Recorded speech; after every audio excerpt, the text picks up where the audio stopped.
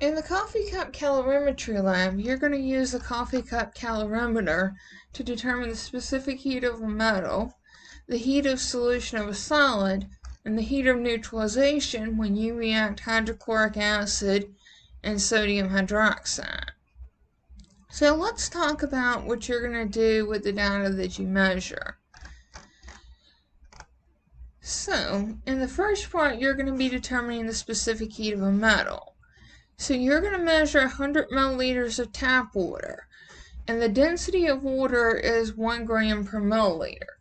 So if you measure out exactly 100 milliliters, then you have 100 grams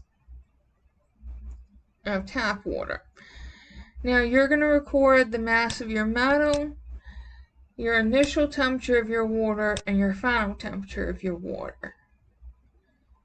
And your initial temperature of your metal and your final temperature of your metal. So the initial temperature of your water is going to be the initial temperature of the water in the calorimeter. The initial temperature of the metal is actually going to be the initial temperature of your boiling water. So we're making an assumption that the temperature of the boiling water is the same as the temperature of the metal. And we kind of have to make that assumption because we don't have a very good way to measure the actual temperature of the metal. The metal is a solid, we can't really stick our thermometer in it, and just putting the thermometer up against the metal is not going to give you a good reading. So once you put your metal into your calorimeter, you're going to wait until the temperature stabilizes. That temperature reading is both the final temperature of your water and the final temperature of your metal. These two should be the same value. If you have different values for the final temperature of your water and the final temperature of your metal, then you're measuring something you're not supposed to be measuring, because this metal is in the water that's in the calorimeter. So if your temperature has stabilized, then that's the final temperature of your water and the final temperature of your metal. Now let's go ahead and talk about what you're going to do with that data. So if you look at your analysis and conclusion questions, the first question asks you, the heat in the water in the calorimeter gained energy directly from the piece of metal. Determine the amount of heat gained by the water. Show the calculation. So let's go ahead to a blank slide here.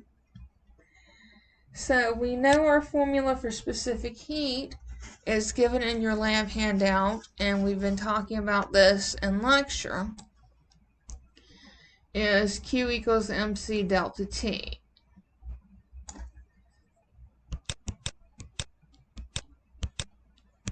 So M is your mass, C is your specific heat, and delta T is the change in temperature. So Q water is going to be the mass of your water, and this is for question 1. Your mass of your water, which is 100 grams, times the specific heat of your water, which is given to you as 4.184, if that looked like a 1, joules per gram degree Celsius, times the final temperature of your water. The way we calculate change in temperature is to take the final temperature minus the initial temperature. So you will have to plug in your final temperature of your water and your initial temperature of your water that you measure in lab.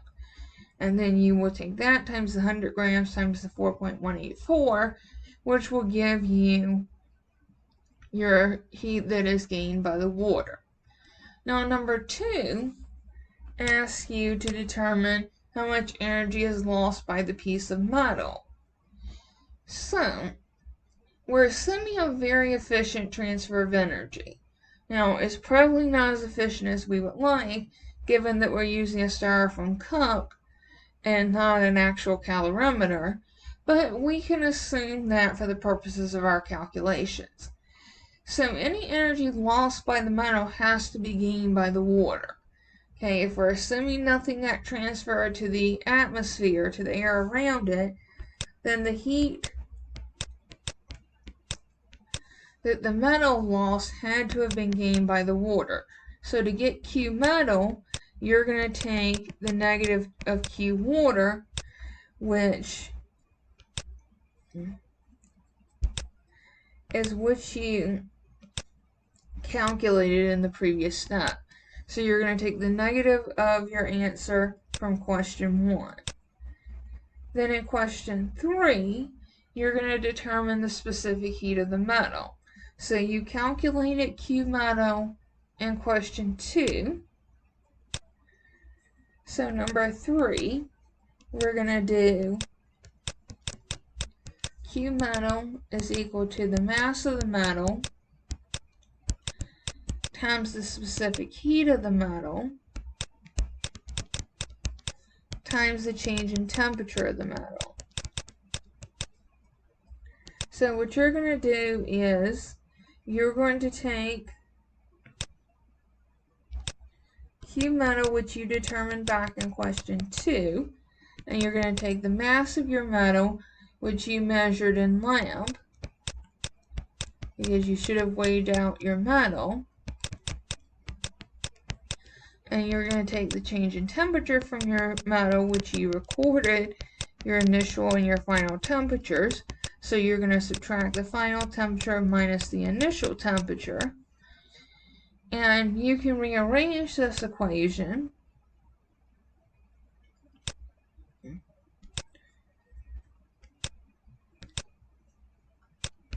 so C metal, the specific heat of your metal, is equal to the heat of the metal divided by the mass of your metal times the change in temperature of your metal. So you're going to plug in the heat that you calculated from question 2, the mass of your metal that you measure in lab, and your change in temperature that you calculated, and that's going to give you your specific heat of your metal. So for question 4, you have to determine which of your metals you had. So you could have had copper, zinc, or lead. Now if you look back at the table, up under the table we have the actual specific heat capacities. Now lead's different from the other two, but copper and zinc are fairly close together. So if you have something that comes out fairly close to that, you might have to think about what metal you might have based on how it appears. So you might have to take that into account as well. Remember, copper is kind of like a bronze or gold color, and zinc is more of like a silver or gray color. So if you come out with something fairly close to those two and you're not sure which one, then take into account what your metal looks like as well. It would be nice if we could go specifically just by the value, but unfortunately we don't always get data that's that precise that we can say specifically whether it's copper or zinc. So question 5, you have to determine the percent error. So percent error is your measured value minus the true value divided by the true value, and then you multiply by 100 to make it a percent. So the measured value is going to be what you calculated in question 3. The true value is from beneath the table. So you're going to take the value that you measured, subtract the true value, divide by the true value, and then multiply by 100. And then in question 6, you have to list some experimental conditions that could lead to inaccuracy. And you're given a hint that this should be about the calorimeter. Okay, don't just say human error, don't just say experimental error. Think about the calorimeter, how it's designed, how we're setting it up, and how there could be some room for error there. Now let's talk about part B. So in part B, you're going to get a solid, and you're going to determine the heat of solution. So this time you're going to get about 50 milliliters of distilled water, and we know that water has a density of about 1 gram per milliliter, so if you measured out 50 milliliters of water, that should be 50 grams. You're going to get about 8 grams of a solid, but you need to record your actual mass. And then you're going to record your original and your final temperature. Then you're asked to calculate QH2O. So as we said earlier, QH2O is the mass of your water times the specific heat of your water times the change in temperature of your water. So you're going to take 50 grams, and you should have about 50 grams or pretty close to it, times the specific heat of water, which is 4.184 joules per gram degree Celsius, times the final temperature of your water minus the initial temperature of your water. Then Q reaction, which you're asked for, is the negative of Q water. So all you do is whatever you calculated in the previous blank, you're going to take the negative of it. And then delta H for the reaction is the same as Q reaction. So you're going to record that in the next blank. Now you do have a couple of analysis questions that pertain to part B. So for part B, you calculated delta H here. You're asked to calculate delta H for the reaction per gram of solid sample. So what you're going to do is you're going to take the delta H that you calculated here. You're going to take delta H of your reaction, and you're going to divide that by the mass of the solid. And then finally in question 8, you're asked if the solution is endothermic or exothermic. So remember, if it's endothermic, delta H is going to be positive. If it's exothermic, delta H is going to be negative. So the last part of your lab, you have to calculate the heat of neutralization when you react hydrochloric acid and sodium hydroxide. So you're going to take 25 milliliters of 1 molar hydrochloric acid and 25 milliliters of sodium hydroxide. So you're going to record your initial temperature of each of those, and then you're going to take an average of that. So the average, you're going to add the temperature of the hydrochloric acid and the temperature of the sodium hydroxide and divide that by 2. Then you're going to record your final temperature of your water. Now, the next blank asks you for Q water. So again, we said Q water is the mass of the water times the specific heat of the water times the change in temperature of the water.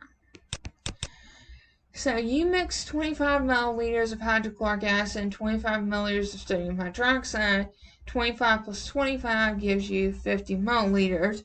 And since the density of water is 1 gram per milliliter, and this is actually dilute enough that we can assume that it's mostly water, even though if you spill it on your skin, it's still not going to feel very good because of the small amount of hydrochloric acid and sodium hydroxide that's in there.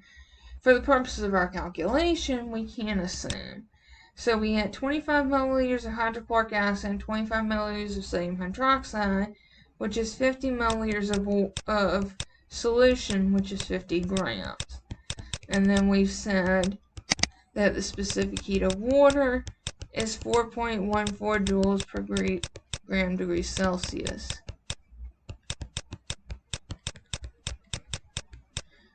And then you're going to take your final minus your initial. So you also have to calculate Q reaction, which is the negative of QH2O, and delta H, which is the same as Q reaction for the heat of neutralization. So make sure that you have read through your lab handout and that you have submitted your purpose and procedure on Canvas, and I will see you in lab.